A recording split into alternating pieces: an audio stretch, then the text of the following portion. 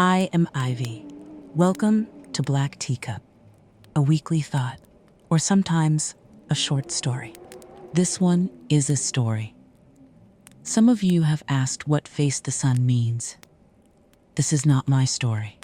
It belongs to Bandit. Listen, it was his 5th patrol in as many nights. October, light rain, -5 when darkness settled in. He hadn't eaten in days. The cold had settled deep into his bones. His clothes did little to protect him. Camstick hardened across his face. Frozen mud packed thick around his boots, heavy enough to make each step deliberate. It had been overcast the entire time, rain soaking through everything. Ice formed along his rifle. His gloves were wet and stiff. Rain gear would have made noise, so he stood there, soaked and quiet. His chest tight, his eyes fighting to stay open. He still had to clean his rifle. The hunger came sharp when he finally lay down. A thin blanket against wind and rain, the ground beneath him hard, unforgiving. Morning was an hour away. He would have to rise again. Sadness, cold, hunger. They stole that precious hour of sleep. Water pooled beneath him, then froze.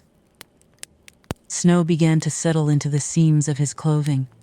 Not heavy, just enough. His gloves stiffened. The sling of his rifle hardened with frost. He closed his eyes, opened them again. The night did not move.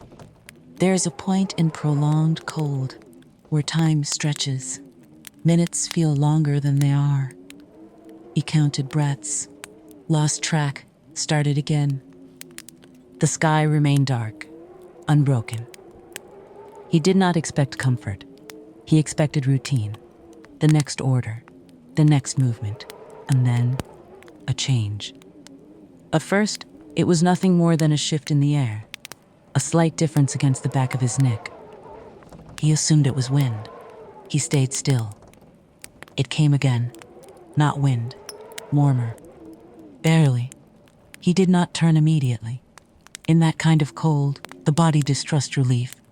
It assumes deception. It assumes it will pass. The warmth strengthened. Not heat, not yet, but presence. It pressed gently against the back of his neck, seeping through wet fabric, through exhaustion. He swallowed.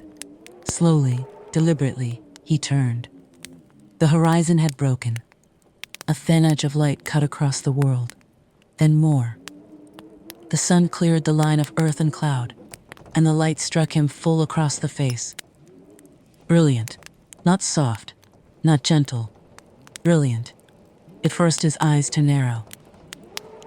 It lit the frost along his rifle. It turned ice to steam along the edges of fabric. He closed his eyes, not from weakness, but because the brightness demanded it. And when he opened them again, the world was different. The cold was still there. The hunger still there. The patrol still waiting. But the light was real. It touched his face. It warmed his skin. It reminded him he was still standing. To face the sun is a choice. You can remain turned toward the dark, or you can turn toward what gives light. Bandit chose. And he still does. We choose to face the sun. We choose to be better. We look toward a better future. The fire remains. Face the sun.